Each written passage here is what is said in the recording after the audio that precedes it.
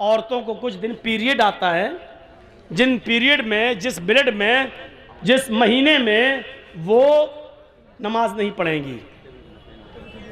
Period किसी औरत को 3 दिन, किसी को 4 दिन, 5 दिन, 7 दिन तक आता है।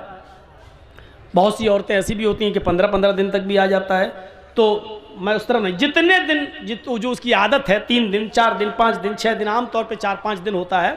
तो मेरे भाइयों, इतने दिन औरतें नमाज नहीं पढ़ेंगी, नमाज ही माफ़ है, जबकि नमाज किसी हाल में माफ़ नहीं है।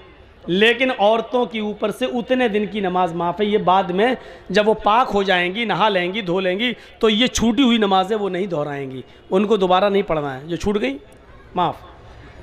और रोज़े के महीने में अगर उनको पीरियड शुरू हो जाए, जैसे मान लीजिए आपके यहाँ 5:30 पर, एक मिसाल दे रहा हूँ, मत कहिएगा कि मौलाना साहब 5:30 हमारे यहाँ तो 6 पे हो रहा है, मिसाल मत दीजिएगा, एक मिसाल दे रहा हूँ। 5:30 बजे अगर आपके यहाँ रोज़ा इफ्तार होता है, 5:30 पे टाइम है, और किसी औरत को 5:25 पर महीना शुरू हो गया, पीरियड शुरू हो गया, तो ये रोज़ा पूरा का पूरा उसका जोड़ा नहीं जाएगा, रोज़ा ख़त्म। सुबह 5 मिनट पहले उसको पीरियड आ गया, 5 मिनट छोड़ो, 2 मिनट पहले आ गया, 1 मिनट पहले आ गया, 5:30 टाइम है, 5:29 पे आ गया उसको पीरियड, तो ये पूरा का पूरा रोज़ा उसका शुमार नहीं होगा, ये रोज़ा उसको नहीं जोड़ना है। इसको बाद में पूरा करेगी और इसके बाद जितने छूट जाएंगे उसको, लेकिन सुबह से शाम तक जो भूखी प्यासी रही, इसका सवाब अल्लाह उसको देगा। ऐसा नहीं कि उसको महरूम कर देगा, सवाब मिलेगा उसको, लेकिन रोज़ा नहीं जोड़ा जाएगा, रोज़ा बाद में पूरा करेगी, और जितने रोज़े छूटेंगे इसके अलावा वो भी। तो जो औरत 5 वक्त की नमाज पढ़ती हो और रमज़ान के पूरे महीने के रोज़े रखती हो, वह अहसनत फर्जा, और अपनी शर्मगाह की हिफाजत करती हो। शर्मगाह की मैंने बता दिया, शर्मगाह की हिफाजत के 2 माना। एक तो यह है कि कोई औरत अपने शौहर के अलावा किसी और की तरफ नज़र न डाले, किसी औरत किसी दूसरे की शर्मगाह को हासिल न करे। और शर्मगाह का एक दूसरा माना हिफाजत का, मोटे कपड़े, गाढ़े कपड़े, ढीले ढाले कपड़े वो अपने जिस्म पर पहने, जिससे उसके जिस्म का नशेब व फराज और उतार चढ़ाव दिखाई न दे।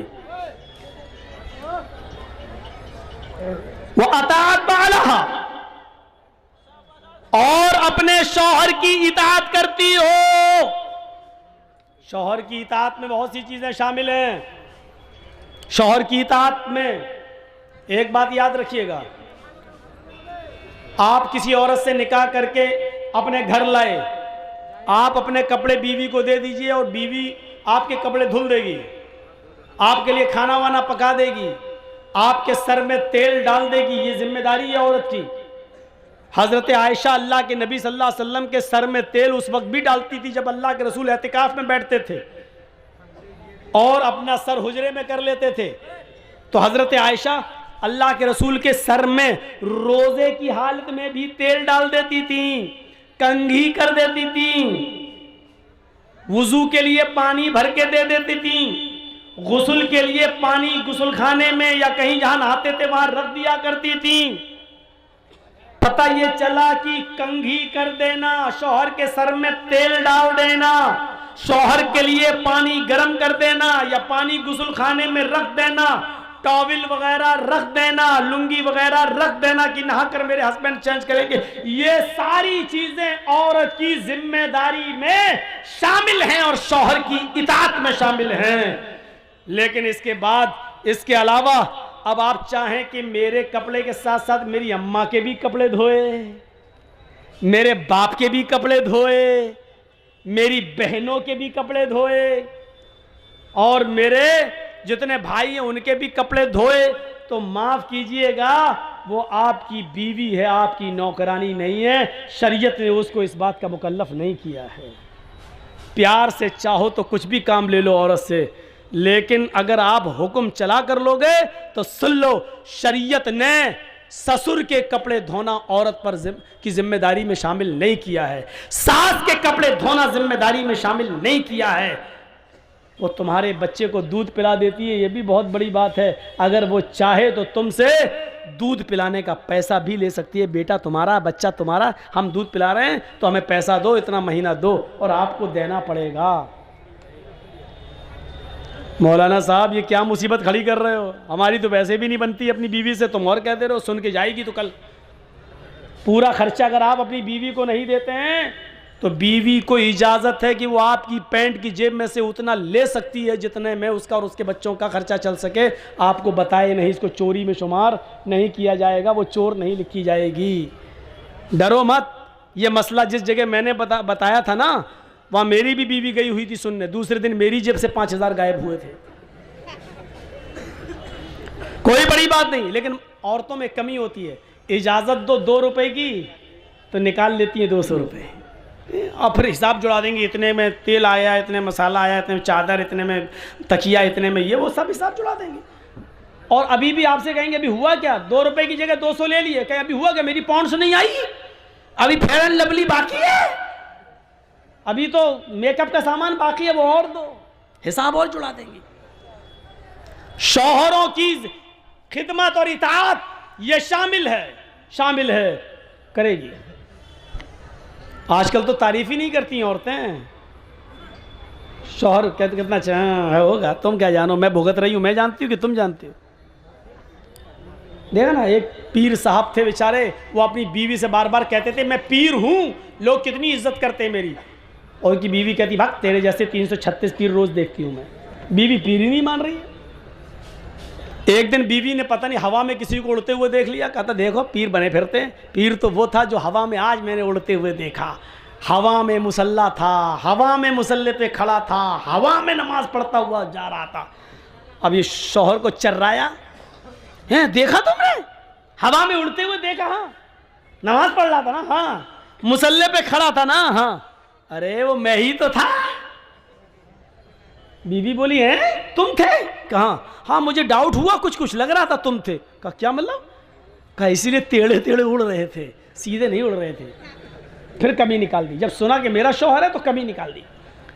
पीर तो वो है जो आज उड़ रहा था, जब सुना वो मेरा ही आदमी है तो कहा हाँ टेढ़े टेढ़े उड़ रहे थे, कमी निकाल दी। ये हाल। एक पीर साहब को उसके मुरीद ने सपने में देखा, मुरीद ने, मेरे पीर साहब जन्नत में टहल रहे हैं, घूम रहे हैं, दूध की नहर, शहद की नहर, जन्नत की हूरों के बीच में बैठे हुए हैं, एक हूर अपनी तरफ खींच रही, दूसरी हूर अपनी तरफ, आओ आओ आओ मेरे पास आओ। आँख खुल गई, सुबह फजर की नमाज पढ़ी, फजर की नमाज पढ़ के जाने लगे, चलो अपने पीर साहब को खुशखबरी दें, कितने अच्छे हो, खुश नसीब हो, जन्नत में मैंने तुम्हें देखा। जैसे ही घर गए, दरवाज़ा खटखटाने से पहले देख रहे हैं कि दरवाजे के अंदर आवाज़ आ रही है, तड़ा तड़ मारपीट की आवाज़ चल रही है। उनने ज़रा खिड़की के सांस से झांक के देखा तो क्या देखते हैं कि पीर साहब की बीवी झाड़ू से पीट रही है पीर को। ये बेचारा परेशान, मैंने तो कल ख्वाब में जन्नत में देखा, यहाँ तो बहुत बुरा हाल है हमारे पीर साहब का। अब वो जाने लगा, इतने में पीर साहब बाहर निकले, कहते ए इधर आओ भाई। वो आया, भाई कैसे आए थे, कहा कुछ नहीं मैं जा रहा हूँ यार, जिस काम से आए थे वो काम हुआ ही नहीं मेरा, जा रहा हूँ मैं। नहीं तुम्हें बताना पड़ेगा, किसी काम से आए थे। अरे वो काम आपके बस का नहीं है, मुझे जाने दीजिए भाई। कहा नहीं आप काम बताओ, मैं पीर हूँ, मेरे बस का काम नहीं है। कहा अरे भाई नहीं है यार आपके बस का। कहा बता रहे हो कि नहीं बता रहे हो। कहा कि आप मजबूर कर रहे हो तो सुनो, कल मैंने रात में ख्वाब में देखा आपको कि आप जन्नत में घूम रहे हैं, जन्नत में टहल रहे हैं, तरह तरह की नियामतें आपके पास मौजूद हैं, और जन्नत की 70 हूरों के बीच में आप बैठे हैं, वो खींच रही पहले मेरे पास, वो खींच रही मेरे पास। ये नक्शा देखकर मुझे रश्क आ गया, मैं आपको मुबारकबाद देने आया कि चलो अपने पीर को खुशखबरी सुनाऊं।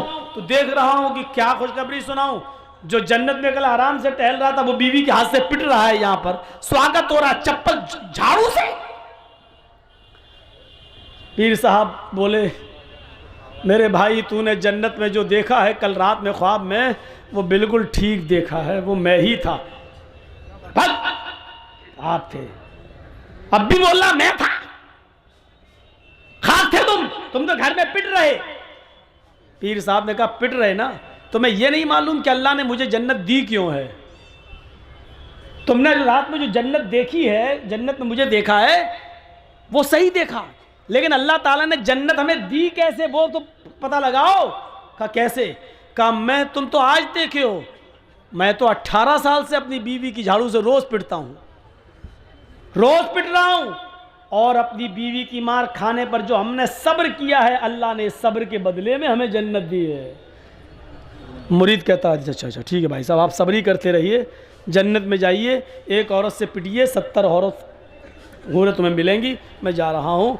तो ये औरतों का मैं ये वाक़या बता रहा हूँ, ये वाक़या हकीकत में लिखा हुआ है किताब में, हालांकि फ़र्ज़ी होगा, जिसने भी लिखा है उसने कोई हवाला तो दिया नहीं है, लेकिन मैं ये बताना चाहता हूँ, उसने सिर्फ औरतों के बारे में बताना चाहा कि औरतें आज शौहरों पर इतना जुल्म करती हैं, इतना ये बताना चाह रहा था वो। लेकिन मुझे मालूम है कि फर्जी होगा, क्योंकि बीवी से ज्यादा ये, लेकिन ये सच्चाई है कि बीवी से ज्यादा शौहर के हालात कोई नहीं जानता। आपकी कमजोरी क्या आपकी बीवी जानती होगी।